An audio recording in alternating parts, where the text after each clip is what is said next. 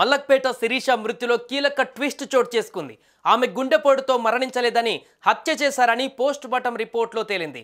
ఆమె హత్యకి సంబంధించిన కీలక విషయాలు పోస్టుమార్టం రిపోర్ట్లో వెల్లడయ్యాయి. శిరీష మృతదేహాన్ని ఉస్మానియా ఆసుపత్రిలో పోస్టుమార్టం నిర్వహించారు. ఈ రిపోర్టులో శిరీషది సహజ మరణం కాదని, హత్య చేసినట్టుగా తేలింది. దిండుతో ఊపిరాడకుండా చేసి హత్య చేశారని తేలింది. భర్త వినయ్ హత్య చేసి హార్ట్అటాక్ కథ అల్లాడని వైద్యులు ధృవీకరించారు. వినయ్ కుమార్తో పాటు అతని సోదరుడిని కూడా అరెస్టు చేశారు పోలీసులు. ఎవరైనా ఇంట్లో వారికి గుండెపోటు వస్తే అర్జెంటుగా సిపిఆర్ చేసి ఆసుపత్రికి తరలిస్తారు.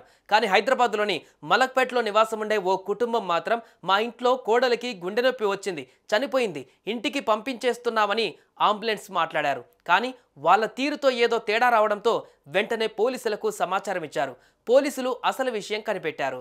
మలక్పేట్ జమునా టవర్స్ లో సింగం శిరీష, వినయ్ కుమార్ అనే దంపతులు నివాసం ఉంటున్నారు. అయితే హఠాత్తుగా సింగం శిరీష చనిపోయిందని భర్త వినయ్ కుమార్ బంధువులకు సమాచారం ఇచ్చారు. హఠాత్తుగా గుండె నొప్పి అని చెప్పిందని, కాసేపటికే చనిపోయిందని అందరికీ చెప్పాడు. వెంటనే అంబులెన్స్ను మాట్లాడారు. ఆమె సొంత గ్రామానికి డోర్ డెలివరీ చేసేందుకు ఏర్పాట్లు చేశాడు.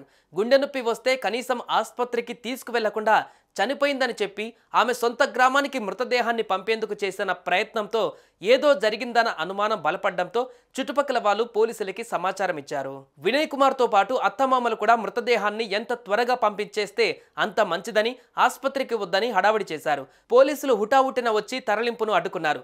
అంబులెన్స్లో మృతదేహాన్ని తరలించేందుకు చేసిన ప్రయత్నాలను సీసీ కెమెరాలలో చూశారు. అయితే వెంటనే మృతదేహాన్ని పరిశీలించారు. శిరీష ఒంటిపై చాలా వరకు దెబ్బలు ఉన్నట్లుగా గుర్తించారు. దీంతో మృతదేహాన్ని పోస్టుమార్టం కోసం పంపించారు. ఈ రిపోర్టులో శిరీషది సహజ మరణం కాదని, హత్య చేసినట్టుగా తేలింది. దిండుతో ఊపిరాడకుండా చేసి హత్య చేశాడని తేలింది. భర్త వినయ్ హత్య చేసి హార్ట్అటాక్ కథ అల్లాడని వైద్యులు ధృవీకరించారు. ఈ క్రమంలోనే ఉస్మానియా ఆసుపత్రి వద్ద వినయ్ కుమార్తో పాటు అతని ఇద్దరు అక్కలను పోలీసులు అదుపులోకి తీసుకున్నారు.